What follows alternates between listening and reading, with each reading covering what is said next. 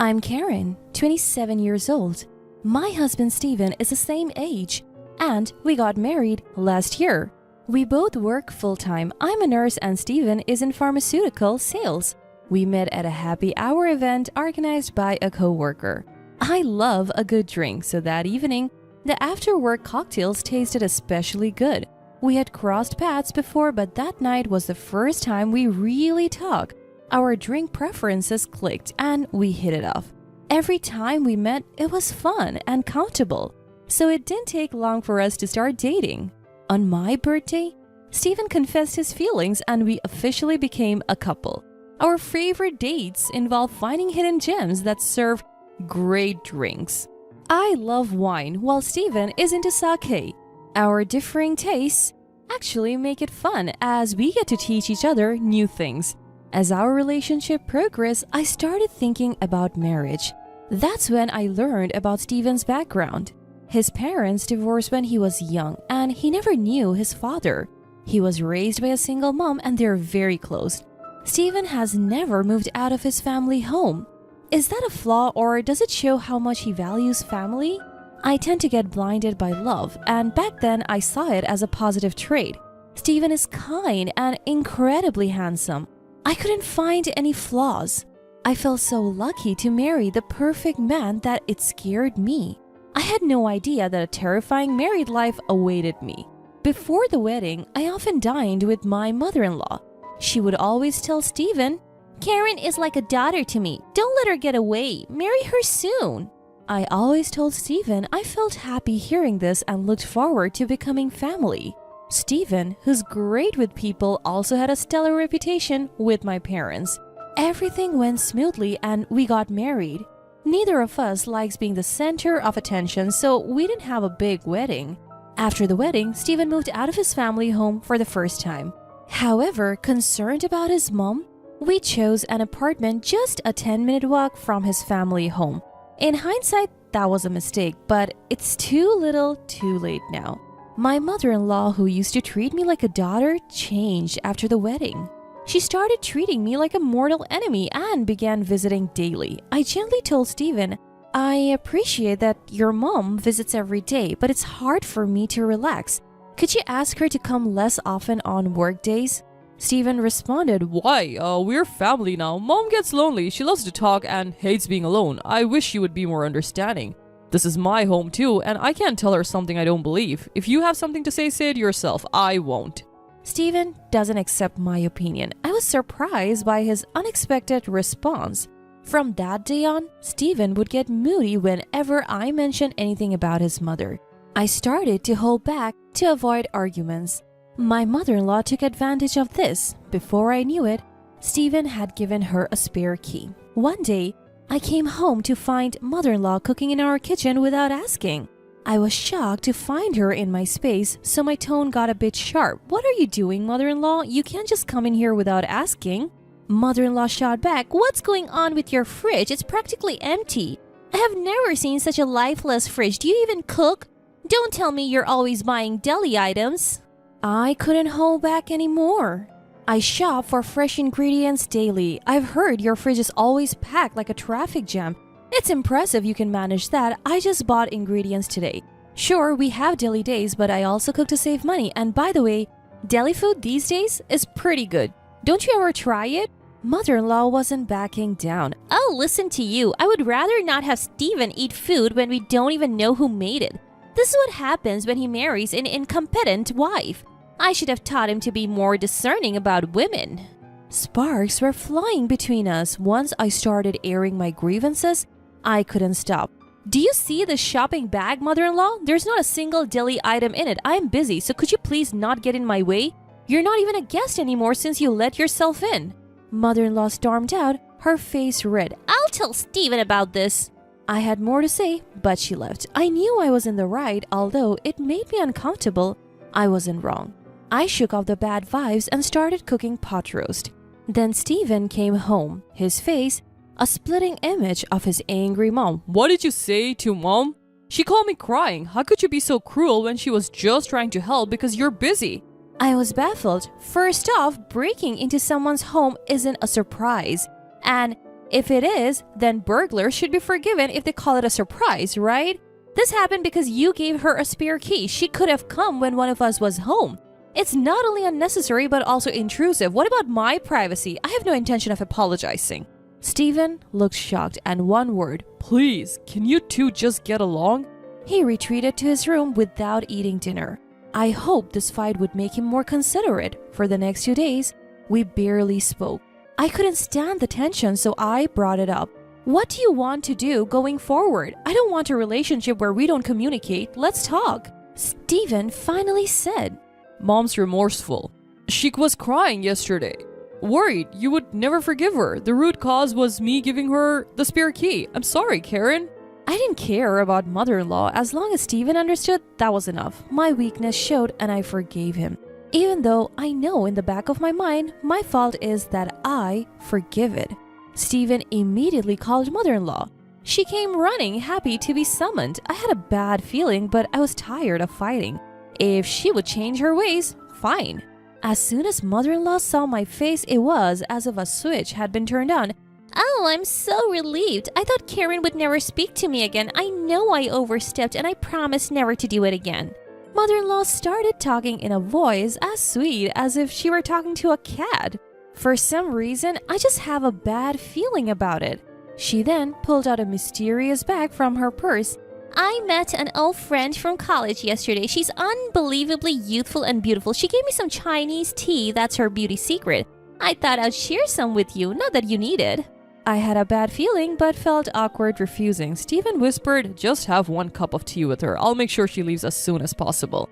So, wanting her gone, I agreed to drink the tea. I have always enjoyed Chinese tea and it's popular at my workplace too. Mother-in-law quickly poured hot water into the tea pack. This tea is supposed to be good for your skin and boost female hormones. You guys are thinking about having kids soon, right? If you like it, I'll tell my friend to get some for you, she said, placing the cup in front of me. The aroma was a bit unusual, but I took a sip anyway. It tasted strange, but I downed it, thinking it was just a new flavor. However, my bad feeling came true. I woke up in the middle of the night with stomach pain, feeling half faint. By the time I felt better, it was already morning. There was no doubt about it. The only thing I had consumed that Stephen hadn't was the suspicious Chinese tea. I told Stephen about it, but he didn't take me seriously. Karen, that's a terrible accusation. Mom brought that tea to make amends. You're making it sound like she poisoned you. Don't you feel ashamed? It's probably just an upset stomach. Mom would never do something like that. Stephen wouldn't believe that I was being malicious, but without evidence, I couldn't press the issue. Still, I've been wary of anything from mother-in-law since then. Just before Stephen's birthday, mother-in-law called.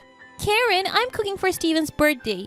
You can come or not, it's up to you. You're busy, right? Maybe you should take some time to refresh yourself. She was planning to celebrate Stephen's birthday without me. I've been scared to eat anything from her since that day. And homemade food was out of the question. But I was planning to spend Stephen's birthday together, so I felt upset. I thought we would spend his birthday together since we are newlyweds. I assume you have celebrated with him every year until now, so from now on, it's my turn. Before I could finish, she cut me off. Anyway, I want Stephen to come home. You don't have to come, Karen. We can celebrate your birthday next month, okay? I decided to leave the decision to Stephen. That night, he said, Did you hear? You're free to do whatever you want that day. He chose mother-in-law over me without hesitation, and I was getting fed up. On Stephen's birthday, he was in high spirits, and it made me feel sick. My feelings for him started to wane. He seemed to enjoy celebrating with just his mom becoming more of a mama's boy, and they started dining out together more frequently. I'm busy with work and can't focus on that all the time. A month flew by and it was my birthday. We usually celebrated at our favorite restaurant. I assumed this year would be the same, but Stephen surprised me. Mom wants to celebrate your birthday with us. She would be happiest if you two got along. I was so shocked, I froze. Stephen, still in high spirits, didn't notice. I said, I wanted to celebrate just with you, Stephen. We weren't together on your birthday, so let's spend mine together. For some reason, Stephen thought I was being polite. No, you don't have to hold back. Mom offered, so it's fine. He just didn't get it. I had no choice but to be firm. Stephen, no offense to mother-in-law, but I want to spend my birthday just with you. I want to go to our special restaurant. Then Steven suddenly got angry. Don't waste Mom's kindness. You're heartless. Why haven't you noticed that Mom didn't invite you to my birthday? Just do as I say. It's already a hassle. I was done arguing.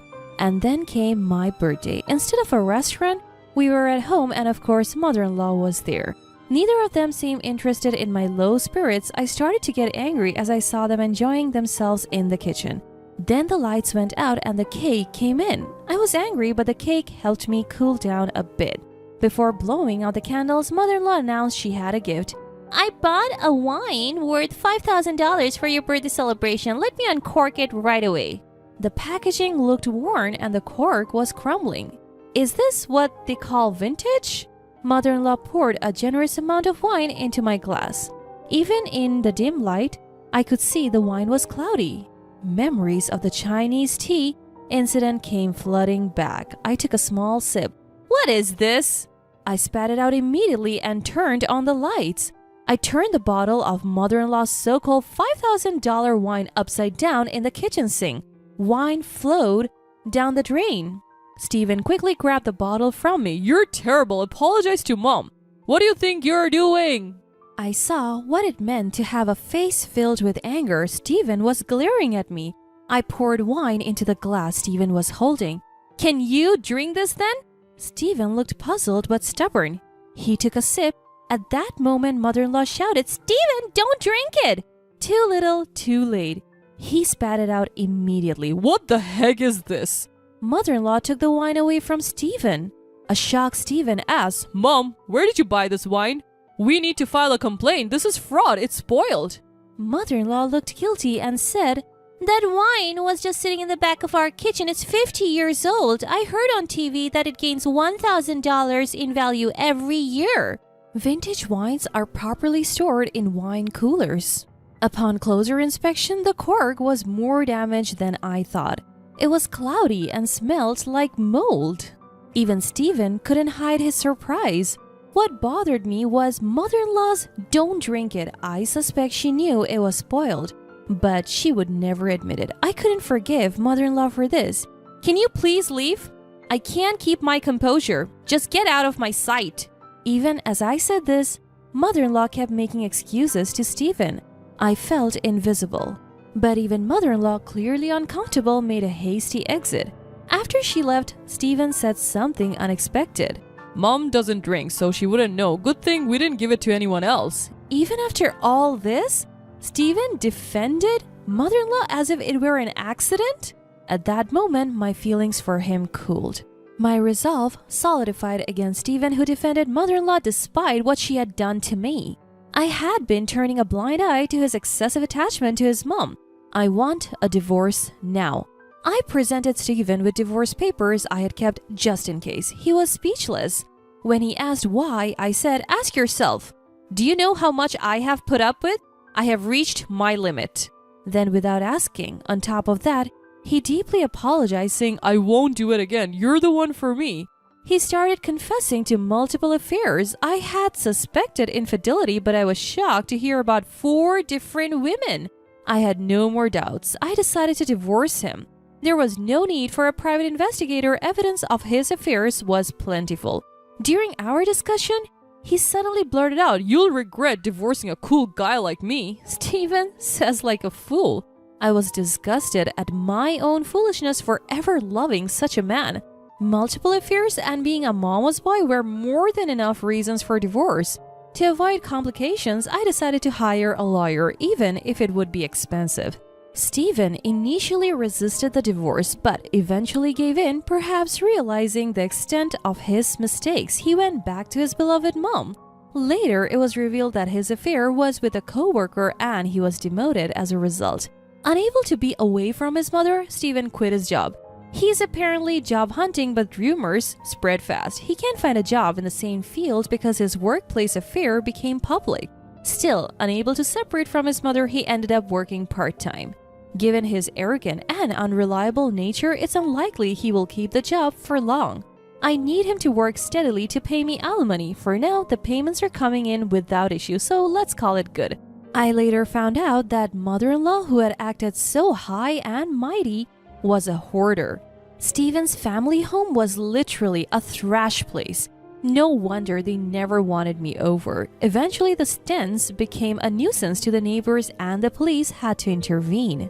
The thought of drinking wine from that house still makes me sick. Steven can live in his trash place and work his random part-time jobs with his beloved mother-in-law for all I care. I may have returned to my old life, but I'm happier just not being tormented every day. Steven won't be coming to my workplace anymore, so that's a relief. In hindsight, Steven had good looks but nothing else. The fact that he's making the alimony payments is a plus, I guess. Breaking up made me realize this: love is indeed blind. I have learned my lesson this time. I'm putting romance on hold for a while. I want to focus on my career.